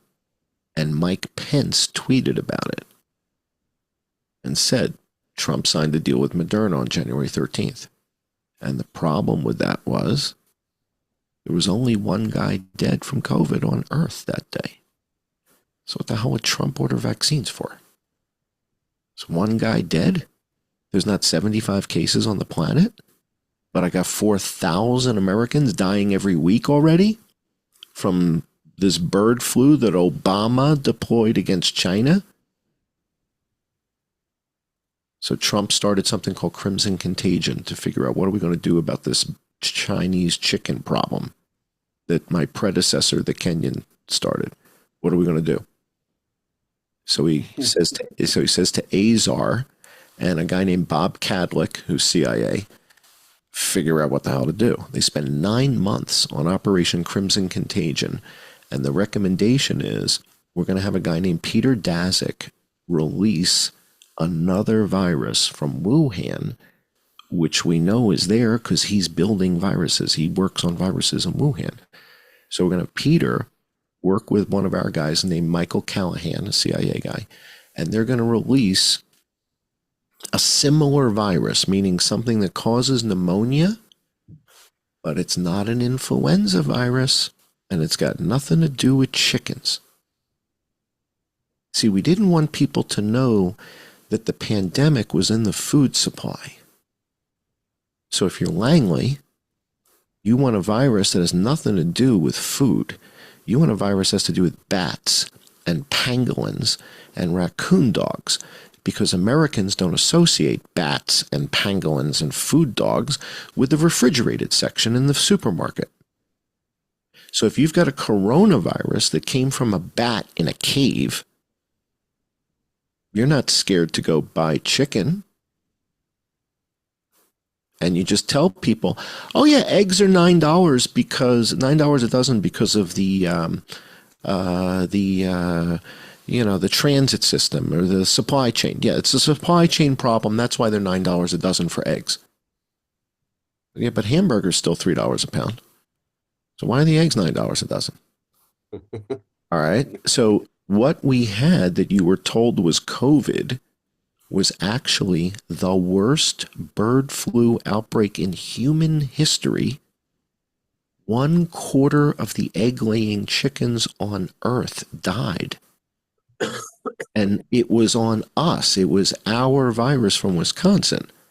So the plan that Langley came up with was Daszak's going to release another virus, and we're going to blame China. And this way, Poland doesn't sue us. Poland is the largest exporter of fresh chicken in Europe, and Brazil is the largest exporter of frozen chicken products in the world. Brazil and Poland depend on their poultry industries. We were about to devastate them. We're going to wipe out 1/4 of the chickens with our virus.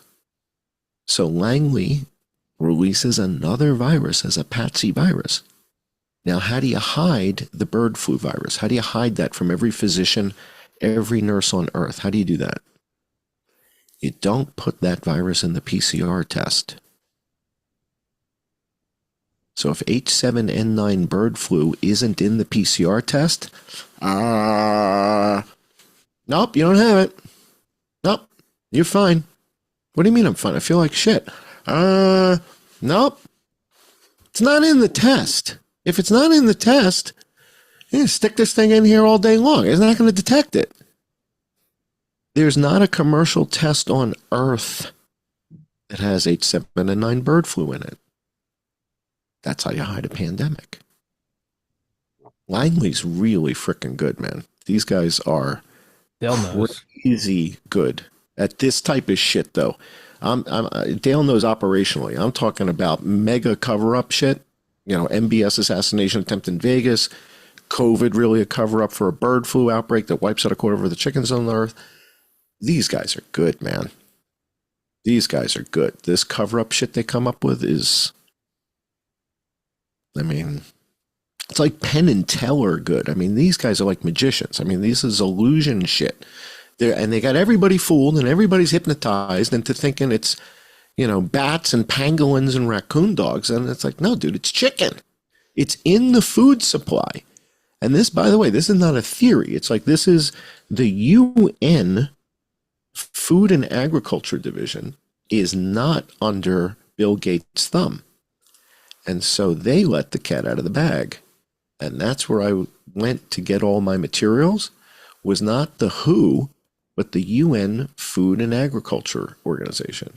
And they're the ones who told us, yeah, we got an H7N9 outbreak in poultry. And it's killing the chickens and it's killing people and it's getting worse and worse and worse. And we're going to develop a vaccine for this thing. What these morons did in China was they did a vaccine that combined H5N1 and H7N9 in the same vaccine. It's like Brundlefly type shit. It's like, guys, that was probably not a great idea to put those two viruses in the same vaccine, but all right, we'll come back to that another day. The point is, this is not a theory. This is a well-documented outbreak that your buddies at the Pentagon were monitoring since 2014. So it's not like this was some big secret. This was well-documented. Trump knew all about this. His first week in the White House, General Flynn comes to him because Flynn's in DIA at the time, right? So when Trump takes office, Flynn is the head of DIA, so Defense Intelligence. So what does Flynn say? Sir, we're going to need to brief you on this chicken problem in China. Trump says, chicken problem? What the hell are you talking about? What chicken problem in China? Oh, yeah, your predecessor, the Kenyan, thought it would be a great idea to do a bio thing and see if we could wipe out their food supply, really bring them to their knees. I was like, what? What did he do? Yeah, we got an outbreak of bird flu in China. It's wiping out the chickens. It gets worse and worse, and in January 2019, Trump says to Azar, you idiots did this. You idiots figure it out. I'm not into bugs. I'm not into viruses, and he doesn't even like to shake hands. Trump's like a germaphobe. He doesn't like to shake hands or any of that stuff. So he just said to those guys, you idiots did this. You idiots figure it out. This isn't my problem. This is your problem. You did it when Obama was here. What the hell? What do I have to do with this? So they launched this thing called Operation Crimson Contagion. And this is where things get real interesting, because Crimson Contagion is the ASPR, that's the Assistant Secretary for Preparedness and Response, is responsible for all these outbreaks. And this takes 9 months to complete. So they come up with a recommendation after 9 months. And then along comes who? Along comes one of my favorite assets for Langley. And she's going to save the day. And her name is Kayleigh McEnany. And Kayleigh McEnany is probably one of the greatest assets Langley's ever had. Because they said to the president, here's what we're going to do. She's going to help sell this for you, and you don't have to do a damn thing. This chick is so good. She is going to charm the country, and whatever she says, they're going to listen to her. And sure enough, on April the 8th of 2020, President Trump gets Kayleigh McEnany as his new press secretary. Blonde hair, blue eyes, Harvard educated, and she sells the country on the president's plan for COVID. But what she's holding in her hand is the Crimson Contagion document about H7N9 in China. Wow. She is one hell of a magician. She is good. And when you look real closely at the notes in her hand, right? So you look, she's standing on the lawn with Azar, with Trump. And at one point she holds her notes up. There's nothing on here that says COVID. There's nothing on here that says SARS-CoV-2. This is entirely about a bird flu outbreak. H7N9 in China. Nothing on here says COVID. Nothing says SARS-CoV-2. She is one of the best we've ever seen out of Langley. She shows up, and all of a sudden, everybody's going to be fine. Everybody's going to work out. All you got to do is listen to what Kayleigh says, and everything's going to be fine. Just listen to her. Blonde hair, blue eyes, came from Harvard. Crimson Contagion, H7N9. What the hell is she carrying a bunch of Crimson Contagion stuff around for? Shouldn't she be carrying a bunch of COVID stuff around? Right? What does Crimson Contagion have to do with COVID? Why is she in a press briefing holding up the Crimson Contagion documents and telling everybody, we've got a plan. Our plan's better than Obama's plan. I want to know how many confirmed kills this chick has. Oh my God. Yeah. Dude, she's the real deal. It doesn't get any better. Now she'll end up being the replacement for Laura Ingraham on Fox News. And that's how Langley does it, man. They just and now she'll be a talking head on TV till she's 60 years old, like Laura Ingraham. And that's how they do it, man. She's Langley. And she saved the day. She showed up. She took control of the whole COVID thing, sold the COVID thing. COVID. Nobody had a clue it was in the chickens. It was in the chickens. And 270 million Americans were vaccinated for bird flu, not for COVID. Didn't it burn down? I remember some. Yeah. You want to watch? I made a video. You're gonna flip out. Wait till you see this. You're gonna love it. Burning down all these chicken farms. What's going on? Wait till you see this. You're gonna laugh your ass off. Wait till you see this. Hang on. Let me play this. Here we go. Tommy, I don't know if you've seen this. Here we go. Watch this, guys.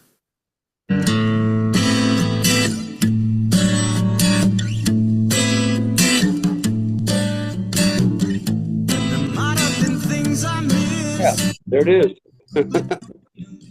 It's a huge fire. Of a massive fire at an egg farm. Tonight, a large fire damaged a plant southeast of Moses Lake. Fast-moving flames tear through a barn in Bowling Green. Take a look at all of that smoke pouring out of there. Battling 3 barn fires right now, big fires. Each building, we're told, has tens of thousands of chickens. There are 3 chicken coops on fire. There is a massive barn fire burning at Hickman's Egg Farm in Tonopah. Nearly 300,000 chickens were trapped inside of this 3-story steel building on the outskirts of Ceres as flames and smoke took over.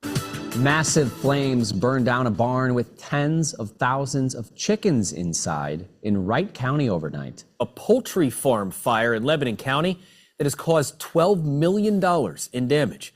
2 chicken houses caught on fire in the Ruston community in Jones County last night. Flames tore through a barn at a poultry farm early this morning. Fire has destroyed a chicken house, killing thousands of chickens. This massive fire, it happened late last night in Howard Lake, straight west of the cities on Highway 12. News out of Pasco County. Crews battling a huge fire at a chicken farm.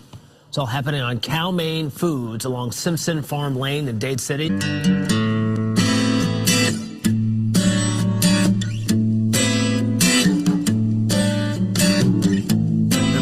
I don't think there's no way that's coincidental. There's no way. I mean, come on. I thought it was strange when it was happening. It was like, what's going on here with the chicken farms? There's no way. You know that was deliberate. Oh my God. You know, and most people but then you find out that the USDA is doing reimbursements to the egg farmers and the chicken farmers. And you're like, what? You're sending money after you burn down the joint? Yeah, that's how we do it here. So it turns out that the USDA sends these chicken farm operations millions of dollars after they burn the joint down. Isn't that comforting? So this is why we have to pay taxes, is so the government can go burn down the chicken coops so that they don't have to tell us there's a bird flu virus from Wisconsin. And that cost you and me $74 million to send to Jenny O. Turkey to reimburse them for their lost operations. Rembrandt Enterprises got 28 million, Sunrise Farms got 26 million, Wallbaum's got 25 million. I didn't know Wallbaum's grew their own eggs and chickens. Wallbaum's is a grocery store in New York, New Jersey. I didn't know they made their own eggs, but they got 25 million because they burned the joint down. This is the government, Dale. This is what they want. You know what? If they didn't want my income tax, if there was no income tax and all I had to do was pay sales tax on stuff I buy, I don't know that I'd complain so much. I'd probably just go, idiots, morons, It's the fact that I've been giving the government half my money for my whole life. That's kind of the issue here. Right. It's like, what the hell did you need my money to do all this for? You couldn't just do this with the couple trillion you guys have on your own? You needed my money to do this? That's one of the reasons I moved to Thailand. I didn't really want to be a part of it anymore.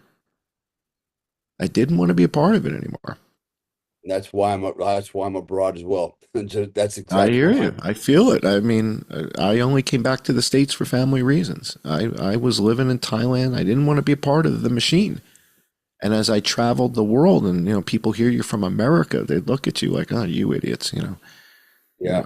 Aren't you guys the ones that blew Baghdad back into the Stone Age for like no reason? It's like, yeah, that was us. That's us. We did that. So, it's crazy stuff. And then when you see these lies and you see the FBI covering it up, and then it gets to the level of a presidential assassination. I mean, it doesn't get a whole lot bigger than this. I mean, these are huge stories that are being covered up at the highest levels. And the question, why are they doing it? That's the thing. I don't know. Why? I don't know. I don't know. It was that William Casey, who was with the CIA, who said, when the American people have no idea what's really going on, we will have done. Yeah, our mission will be complete. I feel like that's where we are now, Dale. It's like the public doesn't really know the true story. Well, it's the last stage of Yuri Bezmenov's hypernormalization. It's when nothing makes sense. There is no up, there's no down. You don't know what's real, what's not, what's psyop, what's pro. When it's total chaos, chaos invites order. You can bring in a new order. That's what I think Yuri says. That's when the tanks roll in. That's when the gulags open. You create chaos, then you go, we need order. If it doesn't make sense, it's because it's total dissolving of any sort of familiarity or, I don't know, ethereal compass of knowing what is and what isn't. That's the point. And the way in which they put forward these narratives that are not true. And I think was it Mark Twain who said it's harder to convince people they were fooled than to fool them? Yeah. I think it was Mark Twain, right? Yeah. So that's what I experience, is what I do in my investigative journalism is dig in and find out, no, the narrative was not that. In other words, what you were told is not what actually happened. Here's what happened. And convincing people this is tough. There's something called normalcy bias. People don't want to believe things that have never happened before. And all these things we're talking about are kind of black swan events, right? We haven't seen a president get shot at in 65 years or whatever, so we're 1963, I guess, or Reagan with, Mark David Chapman. But the kind of black swan-ish type events. I mean, we don't get to see presidential assassinations that often. We don't have pandemics where 7 million people die in a 2-year span. I mean, that hasn't happened in my lifetime, your lifetime. We haven't seen anything like that. And then, this Vegas shooting. 500 people shot by gunfire in an 11-minute span? You served more than a lot of guys, right? You're in the service 30-something years. In any of your combat, did our guys take 500 casualties in an 11-minute span? No. All right, so that means we'd have to go back and correct me if I'm wrong, but my hypothesis is, in order to experience 500 Americans getting shot at and hit in an 11-minute span, we'd have to go back to Normandy. We'd have to go back to D-Day. I don't think anything like this happened in Nam, where 500 of our guys got shot in an 11-minute period of time. Right. That's what happened in Vegas. 60 people were killed. 413 were shot and wounded.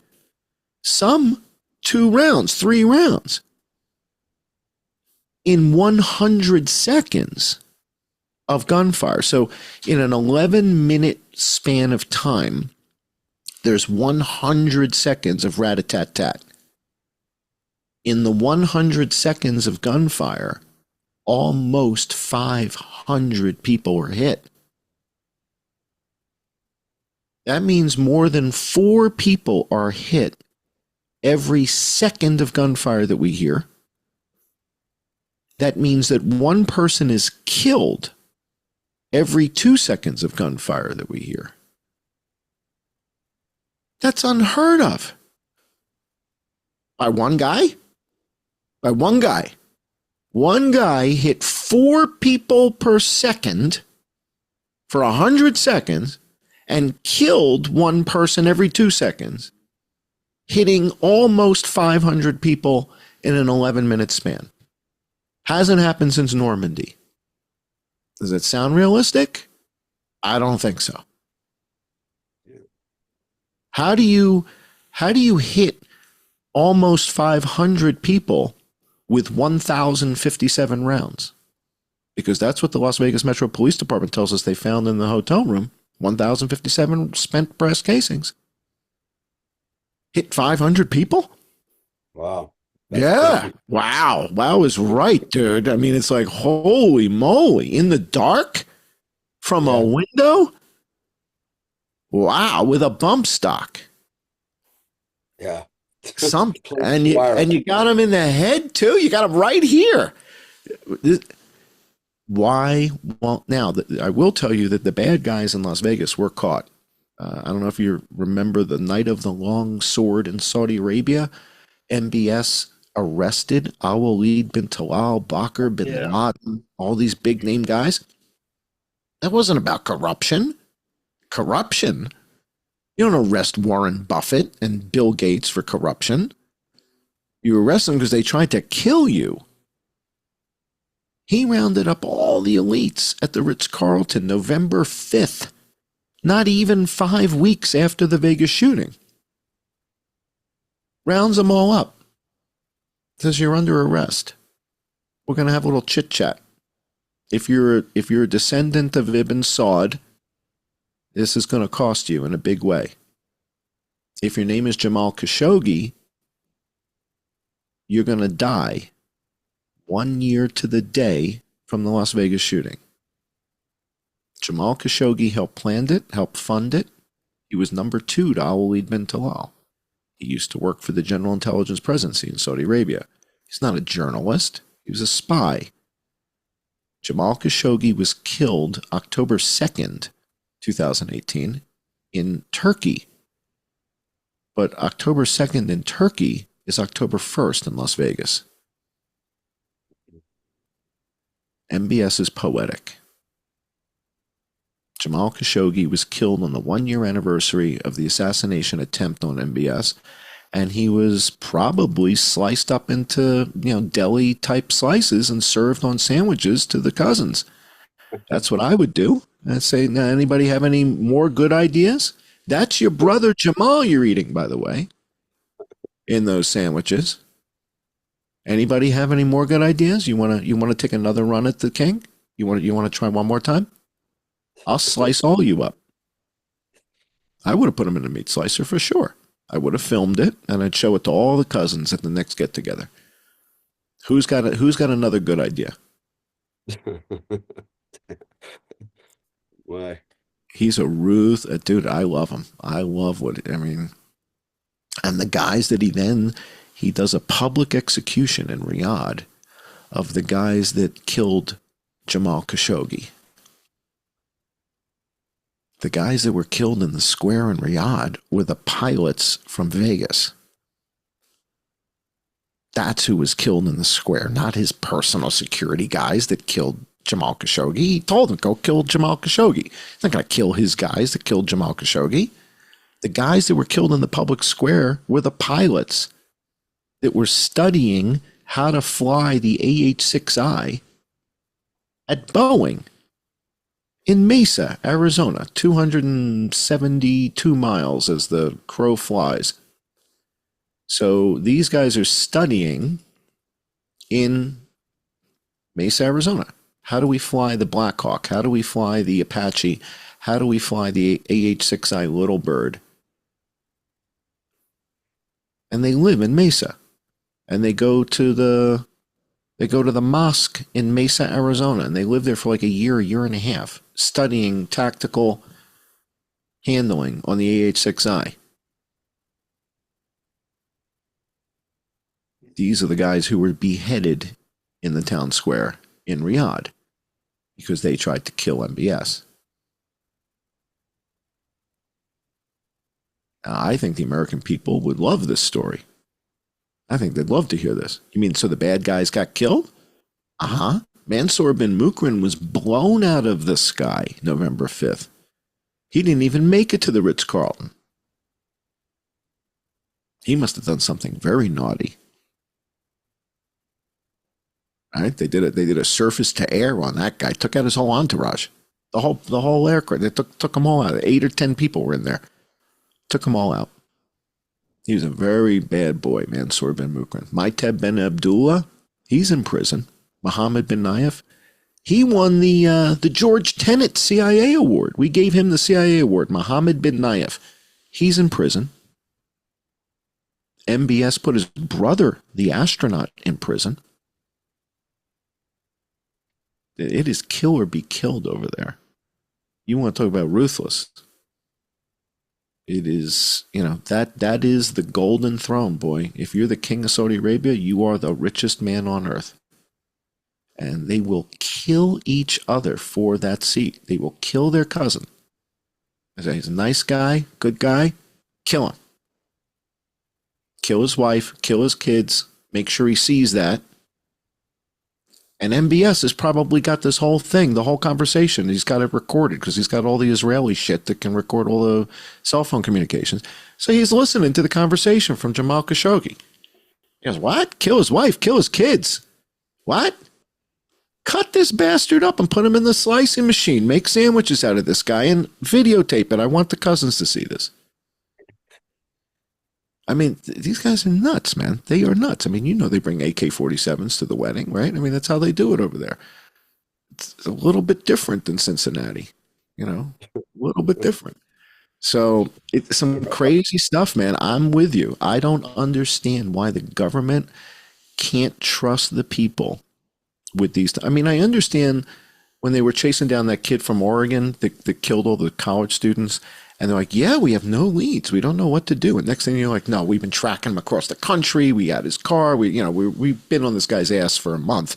But they're telling you, no, we don't know anything. Call the 800 number. We need leads. I understand that. Then when you get the bad guys, you got to come clean and tell everybody, yeah, we were just kind of goofing around telling you we didn't know anything. We knew everything. Same thing with MBS and Saudis. He got the bad guys. Bad guys are dead or in prison. You can tell everybody that now. That will go a long way towards building credibility. They don't want to do it. COVID, huge cover-up. Trump was covering up for Obama because they consider that national security because it was biowarfare. Trump doesn't have a choice. He can't go to the podium and say, my predecessor, the Kenyan, thought it'd be a good idea to launch a biowarfare campaign against China. You can't do that.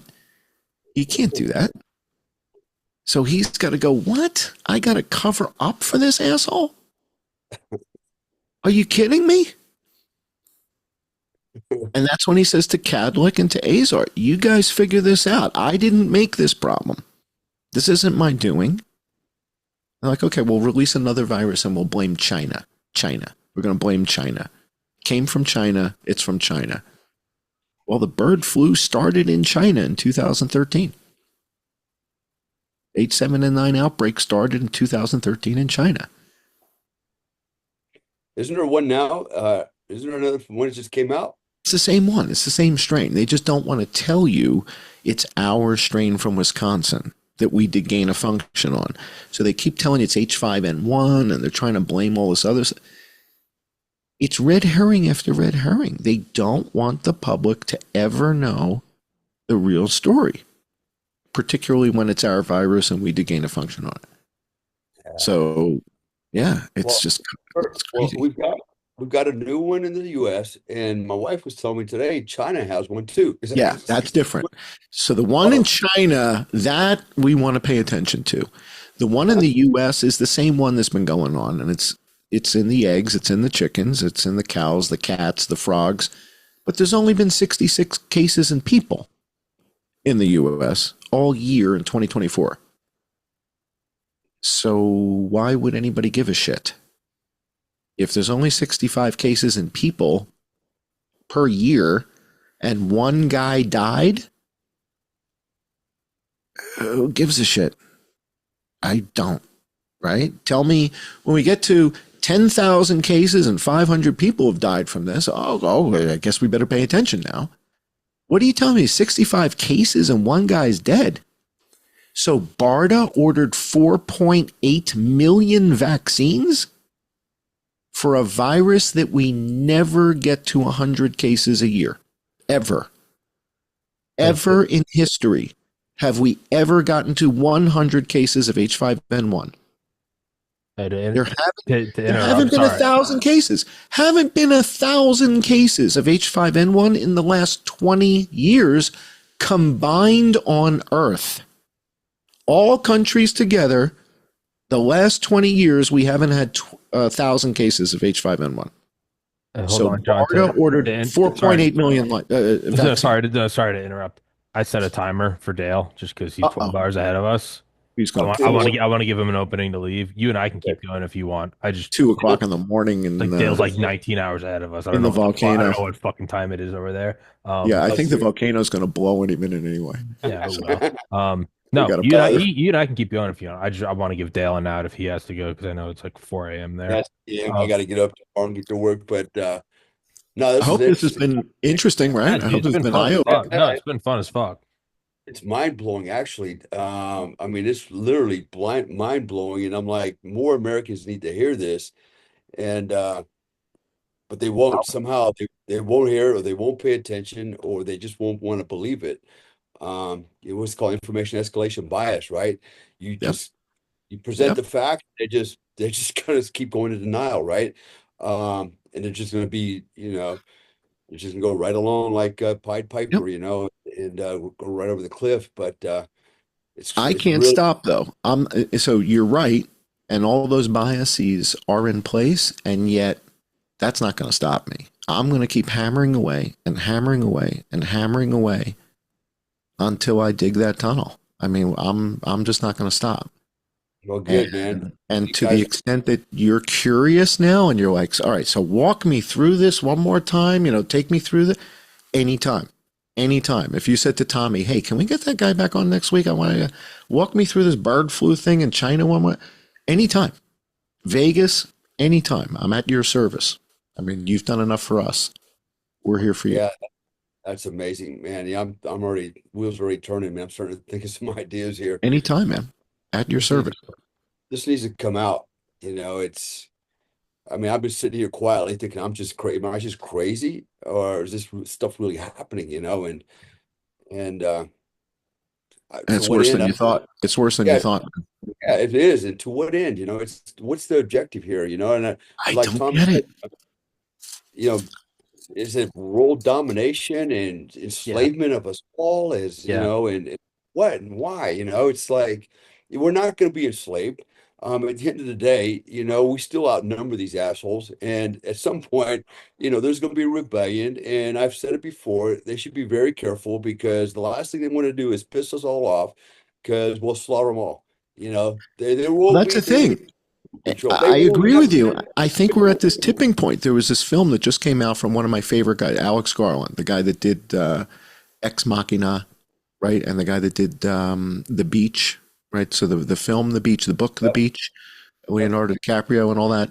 He does the film Ex Machina about the robots, and phenomenal film. Well, he just did a film called Civil War. Yep. And I'm looking at the trailer on this, and I'm saying to myself, if 270 million Americans realize that they were vaccinated for something that wasn't COVID,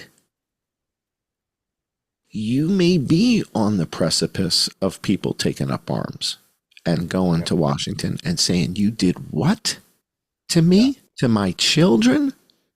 You vaccinated us for something other than what you told us it was for? That may be where people draw the line. And that scares the hell out of me because I broke that story. So if it's true, I mean, you talk about a violation of trust, man. I mean, that is pretty significant. And again, you know, I'm supportive of Trump and I want to see all the good stuff that I know he can do. But man, has he been put into situations where he has had to cover up some pretty heavy stuff. And I'm sure it's not his choice because he drops hints. So let me leave you with this, Dale. I know you're probably exhausted, but Trump did something during the pandemic that was huge, meaning it was almost like he was being held hostage. He was saying something that was like a secret message. And it's like, what the hell is he talking about here? And who's he talking to? What is this about? You remember the 1918 Spanish flu, right? 1918 Spanish flu, right? H1N1. All right, so H1N1 Spanish flu kills tons of people, horrible, devastating. So what the hell is Trump talking about here? Let's listen to this. Let me play this and share this with you guys. Haven't seen anything like this in 100 and some odd years. 1917. You read about 1917, But in 1917, certainly not since 1917. there's been nothing like this since 1917. Who would have thought 1917? That was the Spanish flu. 1917. There's been nothing like this since probably 1917. Not since 1917 has there been anything like this. So he goes on and on and on about 1917. What the hell is he talking about? What the hell is 1917 Spanish flu? Why is he not saying 1918 Spanish flu? What is 1917 Spanish flu? What is that? Why is it different? Well, it turns out that 1917 Spanish flu was not was not H1N1. It was bird flu. 1917 Spanish flu was not H1N1. It was bird flu. And it was different from H1N1 in that it causes brain damage. It causes something called encephalitis lethargica. And encephalitis lethargica is what we call sleeping sickness. Sounds a lot like long COVID. Everybody's talking about long COVID and they're lethargic and all that kind of stuff. Well, there's something called encephalitis lethargica, sleeping sickness, and it is caused by bird flu. So was Trump telling us what was happening? He's telling 1917, 1917, 1970. He's dropping this clue again and again and again and again that it's bird flu. We haven't seen anything like this since the bird flu outbreak in 1917, which causes brain damage, causes encephalitis lethargica, sleeping sickness. Is that long COVID? I think it is. And so Trump is constantly dropping these hints that kind of feels to me like he's captured by the national intelligence apparatus telling him, you can't tell people that this is the bird flu from Wisconsin and it's in the chickens. You can't do that, sir. So he goes to the podium. He says 1917 Spanish flu. And they're all back there going, son of a bitch, he's going to blow it. He's going to blow it. He's going to blow it, Tommy. And he keeps doing it. He keeps going to the podium going 1917 Spanish flu. And Fauci knows. Fauci's the one who did the gain of function on the damn virus. Fauci's standing right next to him going, I can't believe he keeps doing this. He's going to blow it. He's going to blow it. And nobody questions it. Nobody says, what the hell is he talking about? 1917 Spanish flu. What the hell is that? Nobody digs into it. And I just go to Google and I go 1917 Spanish flu and I find the paper that says it's a bird flu and it causes encephalitis lethargica. And I'm like, that's sleeping sickness. Sounds a lot like long COVID to me. Dude, the extent of this cover up is unreal. And it feels like Trump was dragged along in handcuffs. He doesn't get a choice as to what he's allowed to disclose because it's national security. Sir, you can't just tell everybody, yeah, Wright-Patterson Air Force Base, we got 3 different aliens up there. You know, 2 of them were dead. 1 of them we caught alive. Now he's dead. You can't just go do that when you're president. I take the oath, and tomorrow I'll tell you all about the aliens that we have up at Wright-Patterson. None of the presidents have been able to do that. There's got to be a reason they're not disclosing stuff. I don't know what's going on. But he didn't disclose Vegas shooting. He doesn't disclose that the COVID is a cover-up for Obama's bird flu disaster. And then we get into the whole field hospital thing and the asteroids. And Dale doesn't know about any of that, Tommy. So we're going to have to tell Dale about the asteroids. But Dale doesn't know about the asteroids. Save that. Save that for another one. Sure, man. For sure, we have to do another one. This is hell. I don't know if Dale's going to sleep tonight. I think Dale's head's going to be going through a fair amount of this. But I can't thank you enough for taking time with me to hear all this. It's very... Oh, man. That was so informative and just eye-opening. I don't know. You're right. I'm flabbergasted right now. I'm trying to process all this, and and it's again, it's like, at your service. So if you next week you want to get back together and go through any of these things, I'm happy to do it with you. Happy to do it. I would love to do this again. I want to know about these asteroids. I want to know about these aliens. Inquiring minds want to The asteroid story is pretty wild. The whole thing with the field hospitals, we were building field hospitals everywhere. They only stood for 10 days. We put them away 10 days later. Nobody knows that part. It's like, why did they put them away 10 days later? The thing ran for 3 years. We had a 3-year pandemic, and you had field hospitals for 10 days? 114 field hospitals? I'll send that episode to you. I'll text it to you. That one was fun. That'll be fun. Yeah. There's some pretty crazy stuff. All right, my dogs are crying. I got to run time. I got to get the dogs out. We'll wrap it up. Gail, this was awesome. Thank you, sir. Absolutely. Thank Dale, you, man. I really enjoyed the... Thanks for staying up with us, Dale. No, it's just amazing. It was amazing. Really was. I can't thank you enough. I appreciate you taking the time, and thanks for your service and protecting our ass. Yeah. I'll put y'all in touch with each other. For everybody listening, please go in the description. Please go follow Dale on Instagram. Go grab his book, American Badass. Go follow John on Twitter, Patreon, all that good shit. And we'll definitely do another one. But gentlemen, let's wrap this shit up. Both of you, thank you so much for your time. Thank you, guys. All right, y'all. Everybody, thank you for watching.